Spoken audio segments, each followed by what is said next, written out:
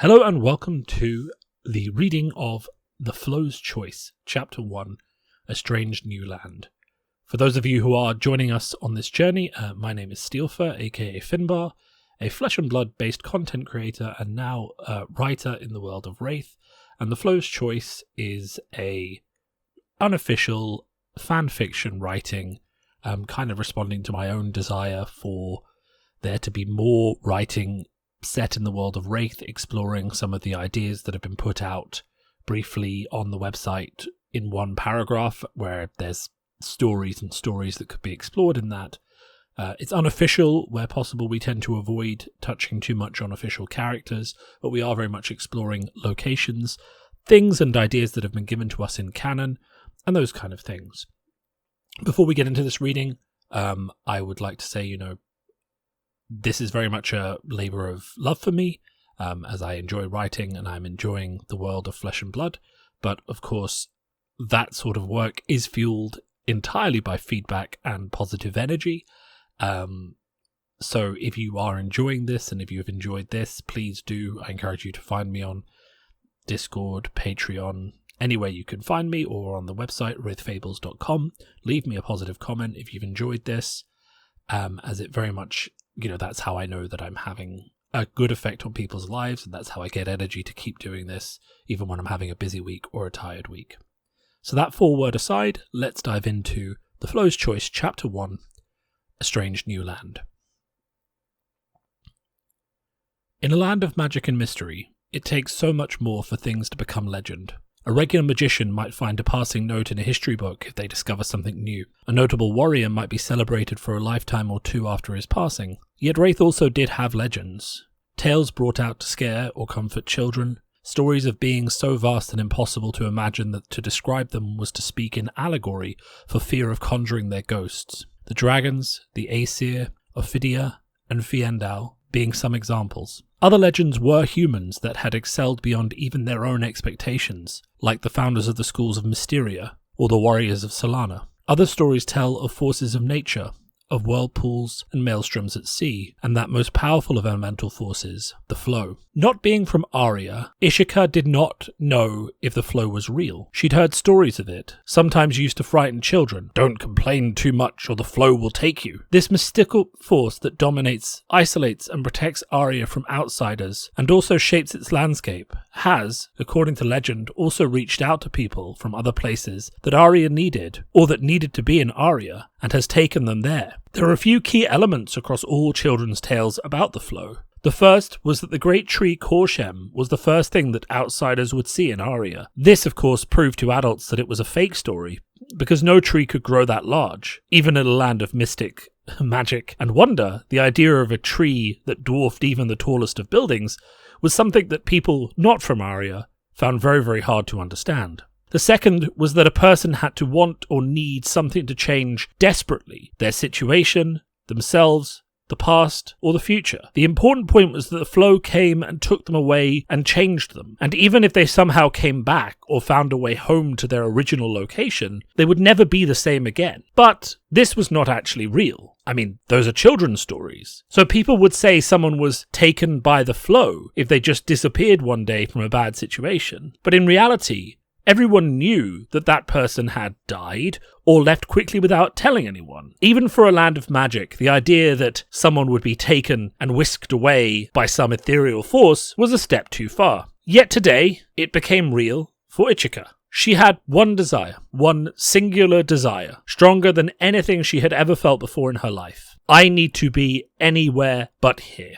And then it happened. A flash of multicolored lights, swirls of green, blue, and yellow, and she felt herself being pulled through a whirlpool, spinning around and being drawn headfirst through some kind of eddy. Then, as quickly as it started, she was lying on her side, winded and confused, but she thought she heard birdsong and felt sunlight on her face before passing out from the dizziness of the journey. The wind on her face woke her gently. The wind had always been her friend, ever since her childhood at the floating dojos atop Skylark Peak. You could not train balanced on a mountain top without becoming friends in some way with the wind.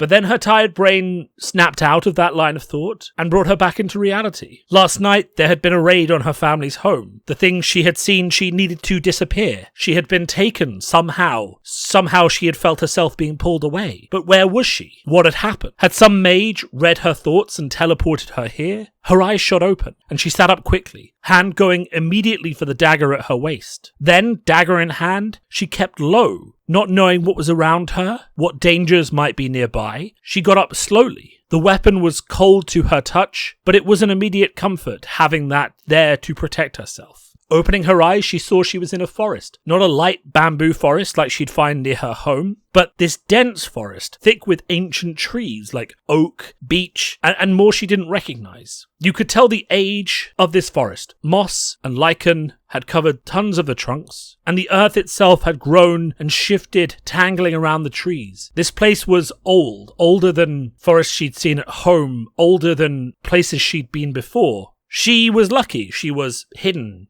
in a small dip in the earth. She was in the shade of one of the trees, keeping too much of the sunlight from her. She was shielded from too much outside view. So she was safe. Maybe. She then took a moment to stretch. She was stiff from where she'd been lying on her side. The straps of her backpack had dug into her shoulders a bit. They were quite sore, but thankfully it felt like she hadn't been thrown at the ground. Nothing felt too bruised, or there was no feeling of impact. She had just been spun around really hard and placed there. So she was in one piece, and that was a blessing, but she didn't know where she was, and she kind of felt like it was time to maybe start exploring. So then she started peeking her head out of her shallow refuge that she was in, this dip in the earth, and looking around. And she saw nothing but more trees. No animals, some lazy insects hovering and flying around, but no other real signs of life. She did briefly consider the stories she had heard when she was a child, the tales of Aria, but this was just some random forest. All of the children's stories agreed. When you came to Aria, when you were whisked away, standing above you would be that great tree, that Korshem, the world tree. But that wasn't here. There was just some weird magic, and maybe a mage who had lost track of his spells, or some other strange creature that had decided to interfere in her life. Either way, she would have to figure it out later. Safety came first. She could tell by looking around that animals had been here not too long ago. She was a skilled tracker. Mysteria, the land she was from, was not free from threats.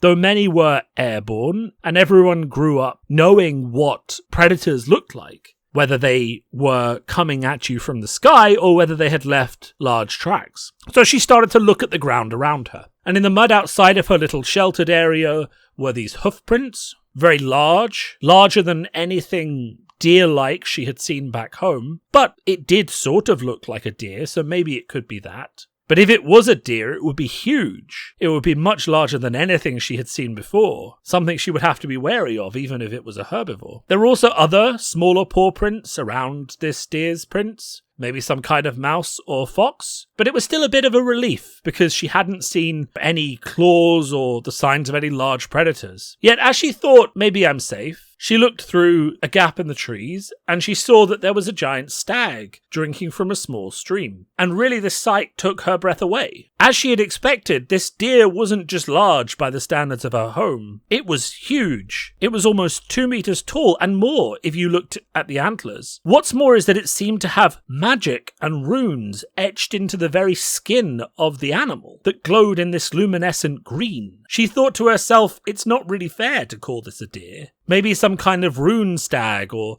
magic deer is a better name for it. It wasn't alone either. It had a group of mostly female, younger deers around it, as well as other smaller creatures that seemed to form sort of a little group. There were some small foxes, some mice, some squirrels. Some were even perched on the back of the giant deer and looked like they were cleaning it. She wondered if, given how all these animals were acting, whether these deer might be the actual dominant animals in this part of the forest. Now that would be a relief, because untamed land like this could potentially have some very big predators. But if it was deer and they were herbivores, then that would be much, much safer. She must have been breathing louder than she had thought, because the stag looked up and saw her, and then froze. It evaluated her with a gaze that seemed more than just animal in many ways. The gaze spoke of years of living, surviving and protecting. Yet it did not move to charge her or to threaten. It just bowed at her, as if to say, I see you. I will not harm you if you keep to yourself. She did the only thing she could think of to that, and bowed back. They stared like that at each other for a few moments. Then she realized she was still holding her dagger, so she moved to put it away. At that moment, the stag cocked its head and then suddenly started charging straight at her. She leapt backwards, putting her back against the tree. What had she done to startle it? Why was this creature coming straight for her now? It was so fast as well. She hadn't expected how quickly it would move. She didn't really have time, but she started looking upwards above her for a branch to grab. But the deer was coming on so fast. Finally, she spotted one and then leapt for it. The wind gave her a little help, lifting her up slightly, and then she grabbed and held on with all her might. But she wasn't high enough or fast enough to pull herself up before the stag reached her, and then suddenly the stag was on her. She felt its antlers brush close to her legs, but then, for some reason, they went past, and she heard some sort of thud as the stag collided with something out of sight below her feet. As quickly as she could, she pulled herself up onto the branch, and then turned around to take stock. Lying on the ground, inches from where she had been standing, was a giant wolf-like creature. Its fur was pure white, which was odd for a forest creature, but it was lying there dazed from where the stag had clearly charged and hit it. However, it seems the stag had underestimated how much it had staggered its foe, and as it backed off ready to charge in again, the wolf had already managed to get to its feet. As it did, Ichika saw some latent magic in the creature pulled all of the leaves and plants around it together, and they began to surround and cover every part of its white fur in this whirling maelstrom of forest. She gasped. It wasn't really this white wolf at all. That was just underneath everything. The only thing she could really think of to describe it as was some kind of fauna wolf. It was part plant and part wolf. It really had the perfect camouflage. When it was standing still, it looked like a hedge or a bush. When it was moving, it looked like leaves blowing on the wind. And it had been sneaking up on her. Yet somehow, maybe it had encountered these before, the stag had seen it and decided that it needed to intervene. It seems in her shock, she'd been making too much noise. Maybe her breathing was too heavy and the wolf's ears were too good. But it looked up and saw her then, even lying flat as she was along the branch. She wasn't high enough off the ground, unfortunately, to avoid a creature of that size, especially given that it could probably jump and climb as well as she could. So it bared its teeth, and its tongue began to hang out as it panted and looked hungrily at her. But it had not forgotten the stag either, so it began to move erratically now, not giving the stag a chance to line up its charge and feel the wrath of the antlers, but moving a few paces closer to the other beast every time, trying to find some weakness in the other creature's defenses. The rune stag was definitely getting nervous and looked prepared to run away. She could see the rest of its small herd through the trees looking this way, but they were seemingly unaware of the danger that one of them was facing. They could maybe help, but there was no clear way to summon them, and the air around this glade they were in seemed to have grown quieter and almost muffled. Was the fauna wolf also somehow affecting the sound as well? She didn't really have time to think about that now. She knew she couldn't fight the wolf alone, so she made a decision. She was a trained ninja after all. If she could somehow help the stag to win this fight, they would both be safe. Plus, it had already taken a big risk in helping her, so she couldn't leave it to fight for her alone. She stood up on the branch and quickly took inventory. She had 2 daggers, her pack which had some supplies and clothes in, nothing special, no poison or anything that might slow the creature. She had some wire for making traps,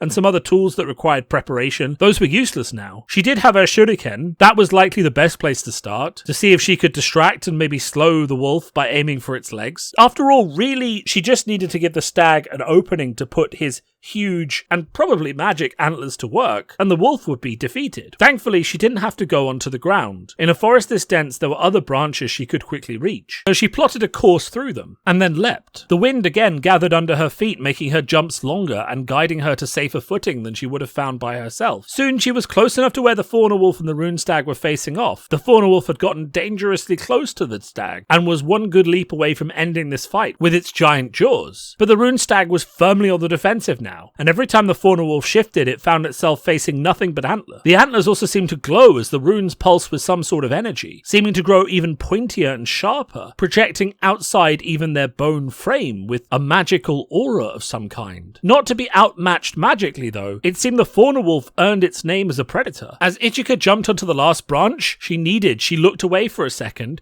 and when she landed she saw there were seemingly 2 wolves pacing around the stag instead of 1. Yet, from her vantage point, she could see that this was a clever trick, not one without gaps, thankfully. While from the ground it looked like 2 identical wolves were now pacing around the stag, from above she could see there were gaps in the swirls. Only one of the wolves had the telltale white fur that showed that there was actually a deer underneath it. So there were not 2 wolves, one was a decoy. The stag, though, was confused and distressed and started backing away, but it had already really been backed into somewhat of a corner. She knew she had to act quickly. She lined up her shot and threw her shuriken straight at where the fauna wolf's back legs should be, and nothing. The beast didn't even notice. The whirling leaves swirling around it seemed to have knocked her mundane shuriken away and into a nearby tree trunk. She hadn't actually been able to hit it. She frowned, but she didn't worry. As the wolf closed in further on the solitary stag, she did have some other tricks that she should try. It was true that as a child, she had been fostered at the floating dojo, that famous place in Mysteria on the mountaintops where people learn to play and fight with the wind as their ally. This was part of a learning exchange. It was quite common for children from different schools and villages to be sent at a young age to study with the masters at other schools to learn something of their craft to bring home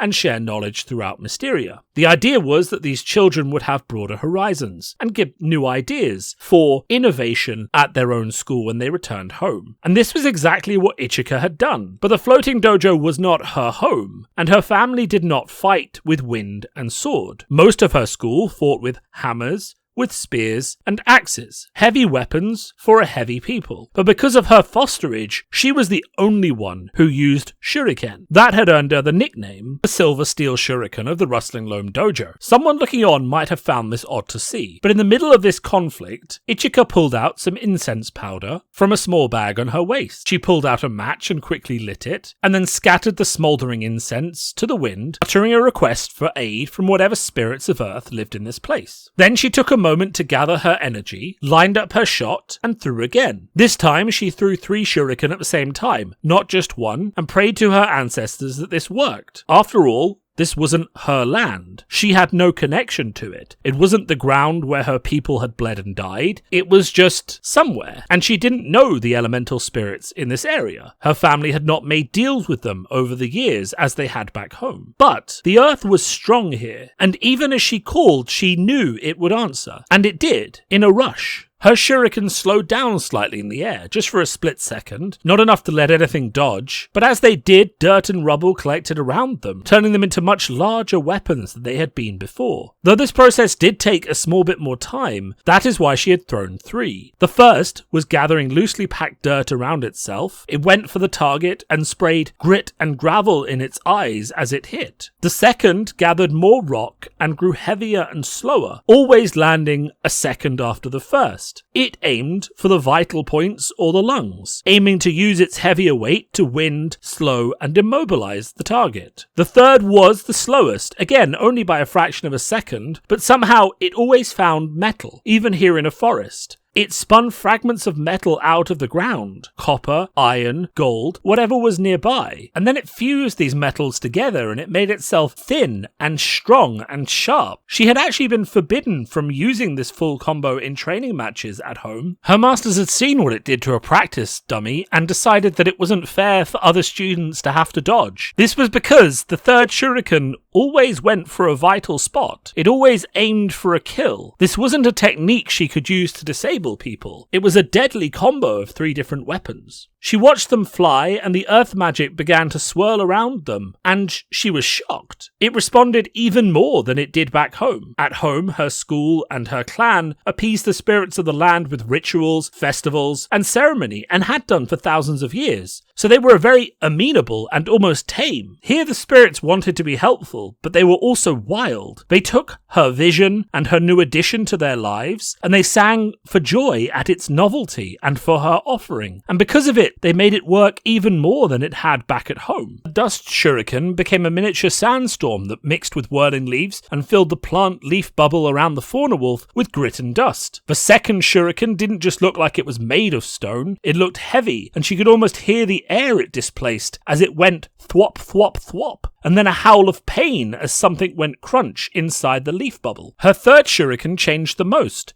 It wasn't just sharp metal anymore. Instead, there was a glow to it. The same kind of green-gold glow on the rune stag's antlers was now suffusing her shuriken, and she thought she could see runes and lines forming on the metal as well. It went into the leaf bubble that the wolf had created, and she heard a sickening slice cut through the muffled air. And then the bubble disappeared, and the air went still again. The sounds of the forest rushed back in. She hadn't realized before, but the fauna wolf had been doing something to the air. That was how the leaves could swirl around it and it maintained its stealth, blocking out the noise with some sort of air magic. But it was definitely dead now. Even the stag could smell the blood in the air. It looked at her warily as she dropped down from the tree, and it walked around the corpse. Her shuriken had neatly sliced its head off, and to her surprise, they all lay there intact on the ground. Normally, two things happened with this attack. Firstly, the magic often warped the shuriken, making them unsuitable to throw again. And secondly, the third shuriken that spun itself anew from metal always shattered after the first hit. It was a one-use transformation of the weapon, not something that it could survive, but this time somehow it had. The first two shuriken were back to normal. The dirt and stone they had acquired had crumbled away. But lying in front of her on the ground, intact and wholly changed, was a large metal shuriken made of some kind of strong grey metal that allowed it to survive the impact. And it was decorated with gold and silver. It was also magical. Etched throughout the blade, through the gold and the silver metal, were lines of the same glowing green magic she had seen on the rune stag. Clearly there was some kind of latent magical energy in this place, which she had managed to tap in through her offering, and it had now infused itself into her weapon. She wondered why this had happened. She wondered if it was maybe a welcoming gift from the spirits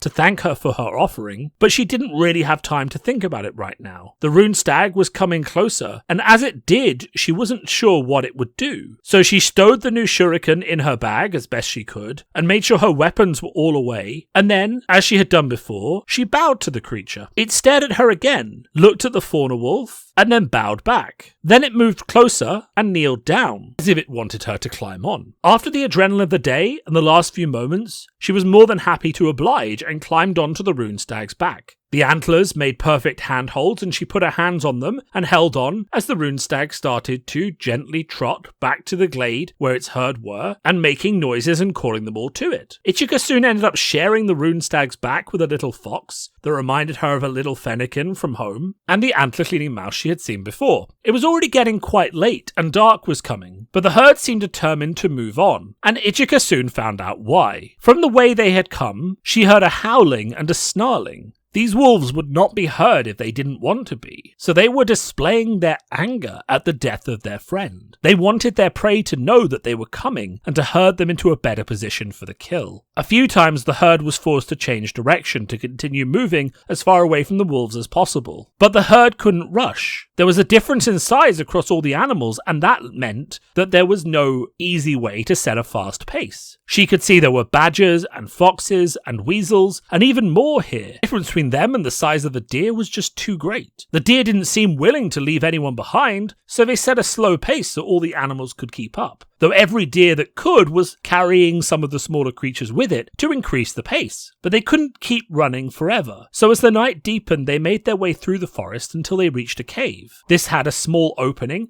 and into it they went. The little animals scampered to the back, and the tired rune stag took up his position at the entrance. This was a good location. The wolves couldn't surround him here, so this would be a good place to make a stand. Thankfully, they had made good time, and the wolves weren't super close. She could hear the howls in the distance, but she thought she might have some time, so she clambered down. She dug around in her backpack and found some dried supplies, and prepared some things for the fight that was sure to come in the morning. It was a shame she couldn't prepare more, but her rudimentary traps would be no good against animals that strong. Although some of the schools in Mysteria did focus on traps, like the Hidden Claw Dojo, that wasn't her. But she did take out her new weapon. It was sturdier than she had imagined, yet also with enough flex to be thrown hard without snapping. She thought maybe this could even up the odds, and the green runes along the blades pulsed as she ran her finger over them, tingling her skin with the magic within. She didn't really know what this magic would do, but she was sure that she would have to find out. She thought again for a moment about where she might be. She didn't think she was in Aria. That was a fairy tale. And after all, every story agreed when you came to Aria,